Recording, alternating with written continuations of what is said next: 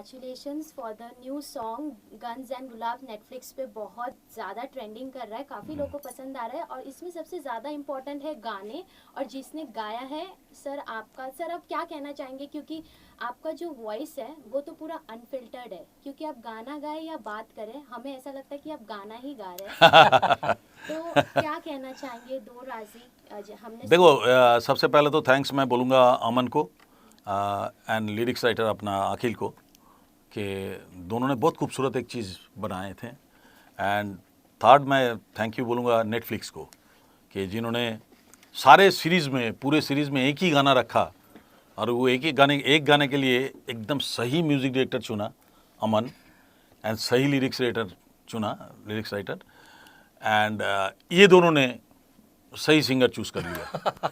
मैं तो ये कहूँगा क्योंकि मुझे बहुत अच्छा लगा गा के, पब्लिक को अच्छा लग रहा है अभी डेफिनेटली, आप लोगों को अच्छा लग रहा है, ये बहुत मतलब बहुत ही फ़ख्र की बात है, बहुत ही आशीर्वाद है। बट मेन थिंग जो है कि गाना अच्छा बनाया ये लोगों ने एंड मुझे मौका मिला, मैं गा दिया। और सबसे बड़ी बात है उस सीरीज़ में एक ही गाना है, उसको बार बार बजाया जा रहा है, उसका म्यूज़िक के तौर पे भी यूज़ कर रहा है। कभी कभी मैंने सुना, मैं वो एपिसोड भी देखा, वो शुरू से ही वो लोग बैकग्राउंड हाँ मैंडोलिन में बजा रहे हैं या तो कुछ बैकग्राउंड भी मैं नहीं कर रहा ना, तो अच्छा पूरा उसको शुरुआत से लेके आया हूँ मैं गाने को ना, तो बहुत बहुत ज़बरदस्त लग रहा है। तो ऐसा लग रहा है कि कब आ जाएगा गाना आ जाएगा। एक मधुर सा ट्यून चलते रहते हैं। और दादा जब पूरा शो खत्म होता है एंड में भी चलता है, एंड में पूरा एंड क्रेडिट जो है उसमें पूरा गाना आता जाता है, बीच में भी आता है गाना। अमन सर आप बताइए कि आपका क्या थॉट प्रोसेस था, क्योंकि लिरिक्स ही काफ़ी, मतलब लिरिक्स के साथ जो आवाज़ सर का है, तो क्या आपके दिमाग में चल रहा था कि सर को ही हमें मतलब इस गाने में दिमाग खंगाल रहा है? अभी दिमाग में कुछ तो है ऐसे कुछ नहीं था नहीं, पहले कुछ था नहीं। मैंने पहले बताया ना, दिमाग में कुछ था नहीं पहले, तो कंपोज करते हुए तो नहीं था दिमाग में, क्योंकि तब धुन बना रहे थे, ये सब था, गाना बन गया। बट जब गाना बन गया ना, तो जब हमने सोचा कि अब ये बन गया गाना, मैंने गा रखा था स्क्रैच तो रफ, अभी किससे गवाएं, तो मतलब एक होता है कि आप चार, अब सोचते हैं इससे भी गा सकते हैं, इससे भी गा सकते हैं, बट ऐसा हमने बिल्कुल भी नहीं सोचा कि ये चार लोग हैं हमारे पास, इसमें से अब देखते हैं कौन। बट एक ही हमने कॉल करा सानुदा को और वो बात हुई, और फिर मतलब मैंने डायरेक्टर से भी शेयर करा, हम लोगों ने बैठ के बात करी, तो राजन डीके का भी मतलब यही ओपिनियन था कि सानुदा से गवाते हैं, मेरा भी यही ओपिनियन था, तो कोई उसमें कॉन्फ्लिक्ट ऑफ ओपिनियन हुआ नहीं, हम सब ने कहा। और वही बीइंग अ 90 किड मेरे लिए तो फैन मोमेंट ही रहा है हमेशा, अभी भी है फैन मोमेंट ही चल रहा है पूरा कि जिनके गाने मैं सुन सुन के बड़ा हुआ हूँ वो मेरा गाना गा रहे हैं, तो आई थिंक मेरे लिए इससे बड़ी बात नहीं थी गाने में ना। तो क्या हम ऐसा कह सकते हैं कि आपने जब सॉन्ग जब आया, जो लिरिक्स जब आपके पास आया, जब आप कंपोज कर रहे थे, तो दिमाग में चल रहा था कि कुछ ये चेंजेस करूंगा या ये चेंजेस, फिर सर आए तो ठीक है सर जो करेंगे वही सही? नहीं, ऐसा नहीं।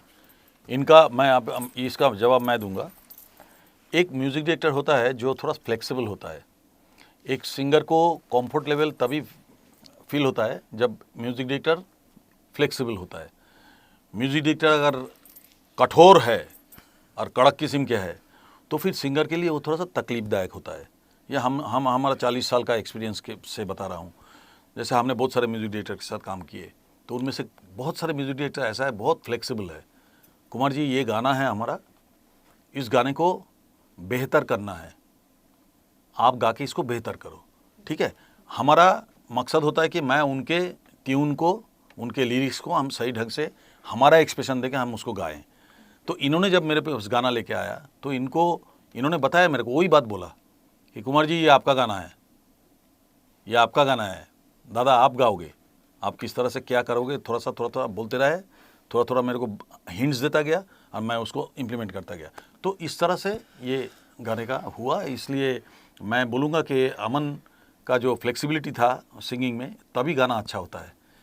एक नहीं, ये पंचमदा से शुरू हुआ। पंचमदा इतना फ्लेक्सिबल था, पंचमदा कभी भी, ये बहुत फ्लेक्सिबल। पंचमदा ऐसा हाँ करने से पता चल जाता है उसको कि ये क्या बोलना चाह रहा है। तो वो जो फील मेरे को लगा था ना, क्योंकि इस गाने में भी पंचमदा का बहुत सारा झलक लगता है। मैं तो फैन हूँ। नहीं, बहुत झलक लगता है इस गाने में। आपने जिस तरह से इसमें वायलिन्स का इस्तेमाल किए, तो और जिस तरह से आपने कट स्टैकाटो स्टाइल किए, टक टक टक टक, वायलिन का प्लकिंग एंड ये सब जो चीज़ें हैं ना, ये पंचमदा इतना फ्लेक्सिबल हुआ करते थे। इनमें मैं वही चीज़ देखा। मैं देखा कि ये खाली म्यूज़िक डायरेक्टर ऐसा बैठ के नहीं सानू जी नहीं हो रहा है, नहीं इसको उस तरह से करिए मैं जैसे बोला था, वो नहीं। सानू जी 3 किस्म का आपको दुकान में से 3 चीज़ दिखा दिया, आप बोलते कि नहीं ये अच्छा है, ये बहुत अच्छा लग रहा है, इसको रखिए दादा। तो these are the things, this is called flexibility. एक म्यूजिक डायरेक्टर वो जानते हैं कि हमको क्या सुनने में अच्छा लगेगा, ये विचार करने का क्षमता म्यूजिक डायरेक्टर में होना चाहिए, उनके पास है ये क्षमता। कॉन्ग्रेचुलेशन अगेन अमन। सर आपसे पूछना चाहूँगी, जैसे 90s में जब आप वो दौर में जब गाना गाते थे, जैसे बंगाली सॉन्ग्स आपने बहुत सारे गाए हैं, हिंदी सॉन्ग्स, और आज भी इतने लोग पसंद करते हैं और उसे भी रिमिक्स बनाते हैं, तो उस पे आपका क्या कहना है कि आपको कितना पसंद आता है? रिमिक्स अच्छा है। रिमिक्स तो मैं ऑलवेज पॉजिटिव बोलता हूँ रिमिक्स के बारे में। इसलिए बोलता हूँ कि आज के जो नई जनरेशन है ना, नई जनरेशन को पता चल जाता है कि ये गाना किसने गाया था। ऐसा जनरेशन भी है आज के एकदम छोटे छोटे, उनको मालूम भी नहीं होता है कि ये चुरा के दिल मेरा कौन गाया। बट अभी अगर रणवीर सिंह उसको दोबारा गा दिया तो उनको पता चल जाता है ये चुरा के दिल मेरा कुमार सानू बोल के एक सिंगर था उसका गाना है। तो this is benefit for us, ये ऑलवेज पॉजिटिव फॉर अस। तो रिमिक्स बनाए, खाली हमारा कहने का मतलब यह है कि रिमिक्स में आप लिरिक्स को मत चेंज किया करो, आप ट्यून को मत चेंज किया। अब अरेंजमेंट फुल आप चेंज कर सकते हो, कोई प्रॉब्लम नहीं है। हो सके तो जो ओरिजिनल सिंगर अगर गा सकते हैं तो उससे गवा लो ये होना चाहिए, ये सबसे पहले सबसे पहले अगर वो गा सकता है, गाने के लायक है, तो उससे गवा लो, उससे और इम्पैक्ट बढ़ेगा। ये इससे पहले आपने बहुत सारा आपको एग्जाम्पल दिया होगा, जैसे कि आंख मारे वो लड़के आंख मारे, पूरा गाना करके वो छोटा सा एक टुकड़ा मेरा रखा था, उसके ऊपर बहुत सारा चर्चा हुई। अच्छा, जैसे कि मैं तो रास्ते से जा रहा था, इस तरह के बहुत सारे गीत हैं जो हमने दोबारा गाया उसको, तो उसमें इम्पैक्ट वही आया, तो और ज़्यादा आया। दादा आज भी आप ऐसा गा रहे हो, तो एक होता है ना, तो हमारे जो फैंस है, हमारे बरसों का जो फैंस है, वो खुश हो जाते हैं। यस सर, क्योंकि जब भी मॉर्निंग, जब दिन की जो शुरुआत होती है ना, आपके गाने अनफिल्टर्ड सॉन्ग लगा दो, स्लो मूवमेंट है या फास्ट, मतलब वॉल्यूम अप हो, फिर भी बहुत ही मेलोडी लगती है। मतलब दिन की शुरुआत ही आपके ही गाने से होती है ना, तो काफ़ी अच्छा लगता है कि आज भी आपके जो गाने हम सुन रहे हैं, हम खुद सुनते हैं। देखो इतना तारीफ सुन के ना गदगद हो रहा हूँ और एकदम गदा हो रहा हूँ। हाँ सर, अभी आपका इंडियन आइडल सीजन 14 भी आ यस रहा है, यस तो यस आप यस कितने एक्साइटेड है उसके बहुत एक्साइटेड हूँ मैं काली उसका प्रोमोज वगैरह सब मैं शूट करके आया, Yes, एंड बहुत एक्साइटेड हूँ क्योंकि श्रेया है मेरे साथ, विशाल है, एंड आवर टीम बहुत ज़बरदस्त फ्रेंडशिप है हम लोगों में, एंड बहुत एक्साइटेड हूँ कि नए नए सिंगर्स को सुनना है। और एक बीच में जा के करता था, लेकिन वो लोग बोलते कि बहुत रिस्पांस बहुत अच्छा आता है, तो इस बार वो लोगों ने मेरे को फिक्स ही कर लिया। मैं बोला चलो ठीक है, ये अच्छा हुआ कि इंडियन आइडल जैसा एक बड़े मंच एंड इतना बड़ा सोनी का एक इतना बड़ा पॉपुलर जो ये है टैलेंट हंट शो है, उसमें मैं जज करूँगा, तो ये मेरे लिए भी बहुत लक की बात है। Waited, very much waited. Thank you so much sir, thank you. Thank you very much. Thank you very much. और बाकी है क्या सर? 2 लाइन गा सकते हैं? ए रे दो राजी अखियों ने ख्वाब सजाया है, गुलशन वादी बूटा बूटा सब महकाया है, दो राजी अखियों ने ख्वाब सजाया है। Thank you so much sir. Thank you.